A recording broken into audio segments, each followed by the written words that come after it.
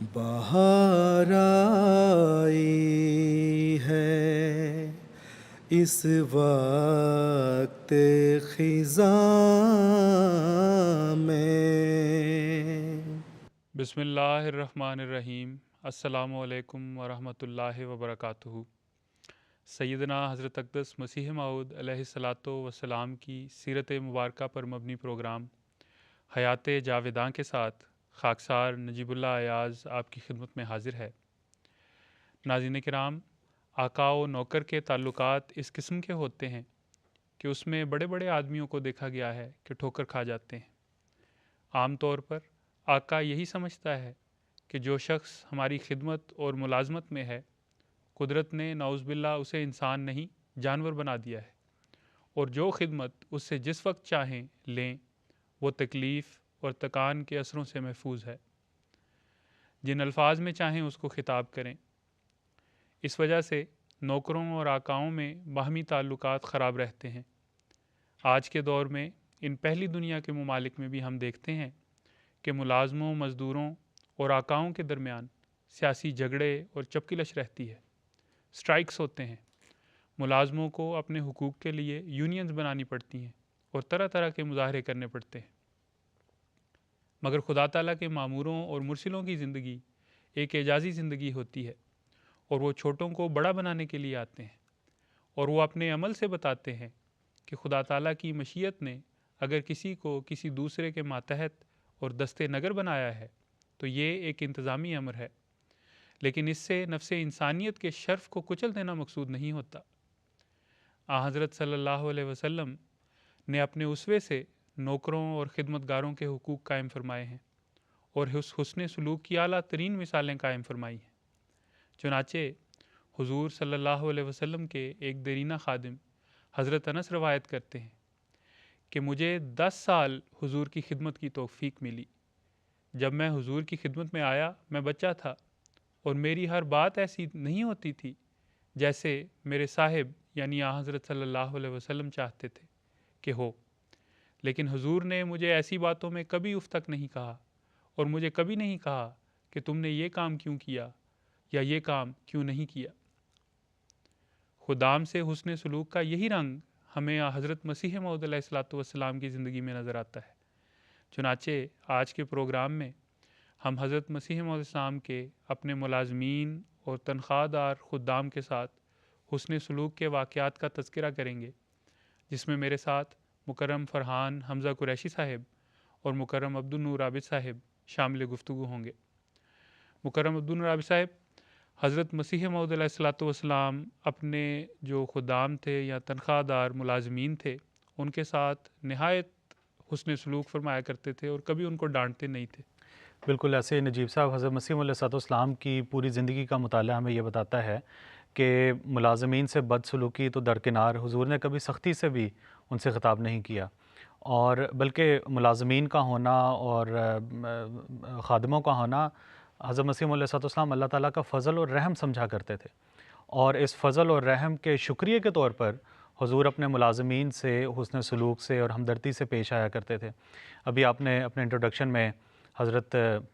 انس رضی اللہ تعالیٰ عنہ کی مثال دی ہے، بین ہی اسی قسم کی شہادت ہمیں حضرت مسیح موعود علیہ السلام کے ایک صحابی سے بھی ملتی ہے۔ حضرت مسیح موعود علیہ السلام کے ایک درینہ خادم جن کا نام حضرت حافظ حامد علی صاحب تھا رضی اللہ تعالیٰ عنہ، وہ بیان کرتے ہیں کہ میں لمبا عرصہ حضور کی خدمت کرتا رہا ہوں، اور وہ بیان یہ کرتے ہیں کہ اپنی ساری عمر میں حضرت مسیح موعود علیہ السلام نے نہ تو مجھے جھڑکا اور نہ کبھی سختی سے کوئی خطاب کیا،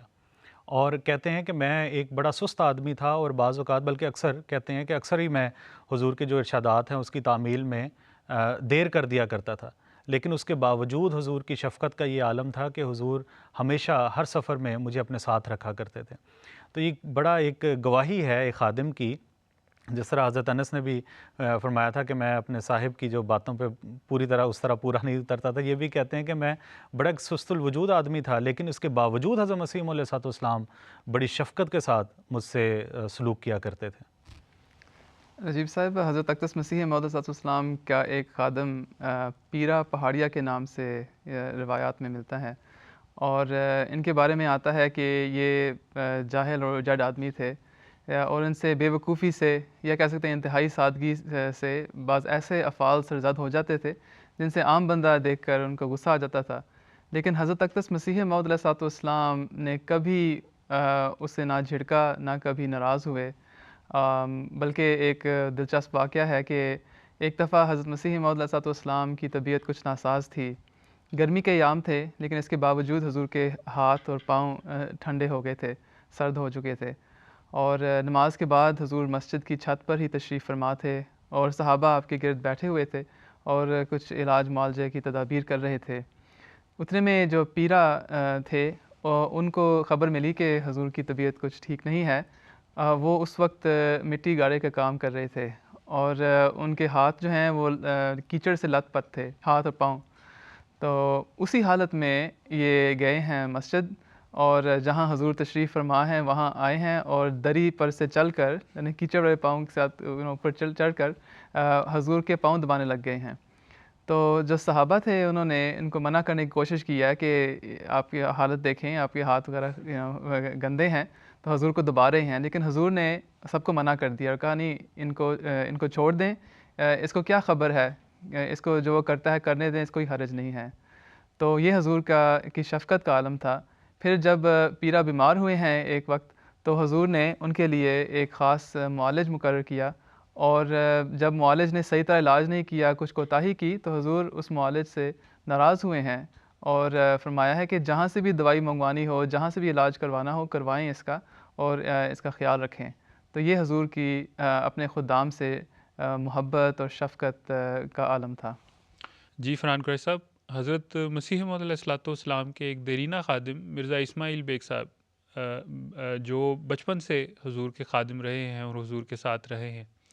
وہ بیان کرتے ہیں کہ ابتدائی زمانے میں جب بڑے مرزا صاحب یعنی حضرت مسیح موعود السلام کے والد حضرت مسیح موعود السلام کو مقدمات میں پیش ہونے کے لیے بھجوایا کرتے تھے، تو سفر میں مرزا اسماعیل بیگ صاحب بھی جایا کرتے تھے۔ یہ بیان کرتے ہیں کہ سفر میں ایک گھوڑا ہوتا تھا اور ہم 2 افراد ہوتے تھے جنہوں نے جانا ہوتا تھا، اور جب کہتے ہیں کہ ہم قادیان سے نکلتے تو حضور پیدل چل پڑتے اور مجھے گھوڑے پر بٹھا دیتے، اور میں حضور کو کہتا کہ مرزا صاحب مجھے شرم آتی ہے، تو حضور بڑی طمانت سے آگے سے فرماتے کہ تمہیں گھوڑے پر چڑھ کے شرم آتی ہے، مجھے پیدل شرم نہیں آتی۔ تو یہ کہتے ہیں کہ ہمیشہ ایسے ہوا کہ جب قادیان سے نکلے تو حضور نے مجھے سب سے پہلے سواری دی، اور جب کوئی کم و بیش نصف سفر طے ہو گیا تو میں نیچے اتر جاتا اور حضور تشریف فرما ہو جاتے گھوڑے پر۔ کہتے ہیں واپسی پر بھی ایسے ہوتا کہ جب ہم نکلتے تو حضور مجھے شروع میں سواری کرواتے، اور جب نصف ہو جاتا سفر کا تو حضور پھر خود سواری فرمایا کرتے تھے۔ تو یہ خدام کے ساتھ پیار اور محبت اور ان کے ساتھ جو ہمدردی تھی وہ حضرت مسیح السلام کی اس طرح تھی۔ نجیب صاحب، جس زمانے کی ہم بات کر رہے ہیں فرحان صاحب، اس زمانے میں وہ نہ تو کمپیوٹر ہوتے تھے نہ ٹائپ رائٹر وغیرہ ہوتے تھے، تو وہ جو کتابیں تھیں وہ کاتبین لکھا کرتے تھے اچھی ہینڈ رائٹنگ میں، تو اس کے لیے مقرر کیے جاتے تھے، اپنی تنخواہیں وغیرہ لیتے تھے اس زمانے میں۔ تو حضرت مسیح علیہ السلام بعض کتابوں کے سلسلے میں جو ان کو مقرر کیا تھا ان دنوں میں، جس کا میں واقعہ سناؤں گا، ان کا نام تھا منشی غلام محمد صاحب۔ اب ہوتا یہ تھا کہ ان کے لیے جو تنخواہ مقرر کی جاتی تھی وہ ہیلے بہانوں سے اس سے زیادہ وصول کر لیا کرتے تھے۔ حضرت مسیح علیہ السلام کو ان کی ان شرارتوں کی سمجھ تو لگ جاتی تھی، لیکن حضور پھر بھی ان سے حسن سلوک کا جو تھا نا، حسن سلوک کیا کرتے تھے۔ ایک دفعہ حضرت مسیح علیہ السلام ظہر کی نماز کے بعد مسجد میں بیٹھ گئے اور مسکراتے ہوئے حضور نے ایک واقعہ سنایا۔ کہتے ہیں کہ میں کچھ لکھنے بیٹھا ہوا تھا تو منشی غلام محمد کا بیٹا روتا ہوا اور چلاتا ہوا بھاگتا ہوا آ گیا، اور پیچھے سے منشی صاحب بھی جوتا ہاتھ میں لیے پیچھے پیچھے بھاگ رہے ہیں اور شور مچاتے جاتے ہیں کہ میں تو اس کو مار ہی دوں گا۔ تو حضرت مسیح علیہ السلام جو ہیں وہ کام چھوڑ کر باہر نکلے اور دیکھا اور پوچھا کہ منشی صاحب کیا ہو گیا ہے، کیوں مارتے ہو بچے کو؟ تو کہتا ہے کہ مرزا صاحب میں تو اس کو مار ہی دوں گا۔ تو مرزا صاحب پھر حضرت مسیح علیہ السلام اصرار کرتے ہیں کہ بتاؤ تو صحیح کیوں مارو گے، کیا ہوا کیا؟ تو منشی غلام محمد صاحب کہتے ہیں کہ مرزا صاحب میں نے اس کو نئی جوتی لے کر دی تھی اور وہ اس نے گم کر لی ہے، اور اب تو میں اس کو مار ہی دوں گا۔ تو حضرت مسیح علیہ السلام مسکرانے لگے اور کہتے ہیں کہ جوتا ہی تو ہے، جوتا ہی گما ہے نا، تو اس میں مارنے کی کیا ضرورت ہے، میں نیا جوتا لے دیتا ہوں۔ تو اس پہ منشی صاحب جو تھے وہ ذرا خوش ہوئے اور وہاں سے جاتے جاتے بچے کو کہتے ہیں کہ چل آ جا باہر مرزا صاحب جوتا لے کے دے دیں گے. تو اس طرح حضرت مسیح علیہ السلام جو تھے وہ مسکراتے ہوئے یہ واقعہ حضور نے, تو ایون دو کہ وہ تنخواہ کے علاوہ بھی وہ جو سردی اور گرمی کے جو پھل وغیرہ ہوتے ہیں یا کپڑے وغیرہ ہوتے ہیں وہ بھی ان کو تنخواہ کے علاوہ دیے جاتے ہیں, لیکن اس طرح ہیلے بہانے سے وہ زیادہ لے بھی لیا کرتے تھے. حضرت مسیح علیہ السلام کی ان کی عادت کا بھی پتہ تھا, لیکن پھر بھی حضور ان سے ہمدردی کا سلوک ہی کیا کرتے اور جو وہ مانگتے ان کو دے دیا کرتے تھے. جی مکرم عبدالرحیم صاحب, حضرت مسیح علیہ السلام کی ایک عادت یہ بھی تھی کہ اپنے ملازمین سے ہر چھوٹی چھوٹی بات کا حساب نہیں لیا کرتے تھے, بلکہ کئی دفعہ بیسیوں روپے کا جو سودا سلف ہے وہ ملازم لایا کرتے, لیکن حضور کبھی ان سے حساب نہیں لیتے تھے, بلکہ لاہور سے قیمتی اشیاء بھی منگواتے تو کبھی حساب نہیں لیا کرتے تھے. مولوی عبدالکریم صاحب سیالکوٹی رضی اللہ تعالیٰ عنہ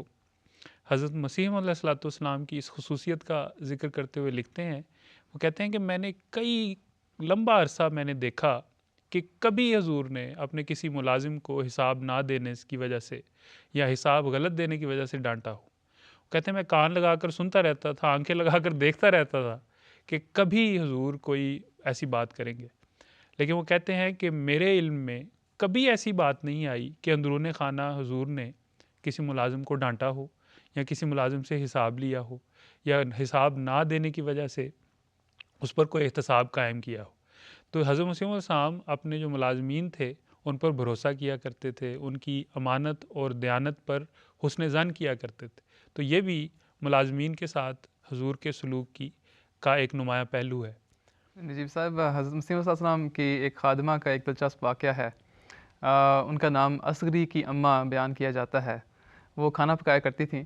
تو ایک دن انہوں نے کریلے گوشت کا سالن بنایا, اور جب حضور نے اس کو چکھا تو حضور کو کچھ پھیکا معلوم ہوا. تو حضور نے اس کو بلا کر پوچھا کہ تم نے اس میں نمک ڈالنا بھول گئی ہو؟ تو وہ کہتی ہے کہ نہیں, نمک تو میں نے ڈالا ہے, بلکہ وہ کہتی ہیں کہ نمک میں نے جب چکھا تو مجھے لگا کہ نمک کم ہے, پھر میں تھوڑا سا اور ڈالا, پھر چکھا, پھر بھی ذائقہ تبدیل نہ ہوا, پھر میں نے اور ڈال دیا, تو لیکن پھر بھی ذائقہ نہیں تبدیل ہوا. تو میں نے سمجھا کہ شاید میرے منہ کا ذائقہ خراب ہے, تو اس وجہ سے شاید نمک کا ذائقہ نہیں آ رہا. تو حضرت اماں جان پاس تھیں, تو حضرت اماں جان نے اس سے پوچھا کہ عسکری کی اماں, وہاں باورچی خانے میں طاق پر پھٹکڑی پڑی ہوئی تھی, کہیں وہ تو نہیں ڈال دی سالن میں؟ تو وہ کہتی ہے نہیں وہ نہیں ڈالو, نمک ہی تھا. تو بہرحال حضور نے دیکھا کہ اس طرح چل رہا ہے, تو حضور نے کہا چلیں اب رہنے دیں اس بات کو, وقت اب نماز کا بھی ہو رہا ہے, تو ہم کچھ بھی منگوا کر روٹی کے ساتھ کھا لیں گے. بعد میں جب چیک کروایا گیا حضرت اماں جان نے, تو دیکھا کہ پھٹکری وہاں سے طاق پر موجود نہیں تھی. اگلے روز تو حضرت مسیح السلام نے جب کھانے کا وقت آیا تو حضور نے دوبارہ بلایا عسکری کی اماں کو اور پوچھا کہ اب سچ بتاؤ کہ کیا واقعی اس میں نمک تھا یا پھٹکری ڈالی تھی؟ وہ کہتی ہے اس نے ہاتھ جوڑ کر اس نے کہا کہ مجھ سے غلطی ہو گئی, غلطی سے پھٹکری اندر ڈال دی تھی میں نے. تو حضور نے پوچھا کہ پھر ہنستے ہوئے حضور نے پوچھا کہ کیوں نہیں اس کا اعتراف کیا؟ تو وہ کہنے لگی کہ میں ڈرتی تھی کہ آپ خفا ہو جائیں گے. تو حضور نے مسکرا کر فرمایا کہ میں آج خفا نہیں ہو سکتا. تو فرمایا کہ مجھے تو پہلے ہی پتہ تھا کہ اس میں پھٹکری ڈال دی تھی تم نے. تو یہ حضور کی محبت کا نمونہ ہے اپنی خادمہ سے بھی, کہ ناراض نہیں ہوئے کہ کھانا پھیکا ہے, اور سادگی سے فرمایا کہ جو بھی کھانا آ جائے گا روٹی کے ساتھ کھا لیں گے ہم. جزاکم اللہ فرحان قریشی صاحب. ناظرین کرام, خدام سے حسن سلوک کے متعلق جو واقعات آج کی نشست میں پیش ہوئے ہیں وہ حضرت مسیح علیہ السلام کے اس اخلاقی زندگی کے اس نمایاں پہلو کے بہتے ہوئے دریا میں سے چند قطرے ہیں جو ہم نے آپ کے سامنے پیش کیے ہیں. حضرت مسیح علیہ السلام کبھی خدام کو, خواہ وہ آپ کے تنخواہ دار ملازم ہوں یا آپ کے ساتھ سلسلہ بیعت میں خادم تھے, حقیر اور کم پایہ نہ سمجھتے تھے, بلکہ انہیں اپنے کنبے کا ایک فرد اور اپنے اعضاء کا ایک جزو یقین کرتے تھے. حضور کے اس اسوے میں ہمارے لیے بھی ایک بڑا قیمتی سبق ہے کہ ہم اپنے ماتحتوں کا خاص خیال رکھیں اور ان کے ساتھ حسن سلوک کا مظاہرہ کریں. آخر میں حضرت صلی اللہ علیہ وسلم کے ایک فرمان پر ہم اس پروگرام کو ختم کرتے ہیں. اپنے خدمتگاروں سے حسن سلوک کی طرف توجہ دلاتے ہوئے آپ صلی اللہ علیہ وسلم فرماتے ہیں, تمہارے زیر نگیں خدمتگار یا غلام تمہارے بھائی ہیں ان کے ساتھ حسن سلوک کیا کرو، اور جو کام تمہارے لیے مشکل ہوں اس میں ان کی مدد لو، اور جو کام ان کے لیے مشکل ہوں ان میں ان کی مدد کیا کرو۔ وآخر دعوانا ان الحمد للہ رب العالمین۔ السلام علیکم ورحمۃ اللہ وبرکاتہ۔ بہار آئی ہے اس وقت خزاں میں، لگے ہیں پھول میرے بوستاں میں، بہار آئی ہے اس وقت خزاں میں۔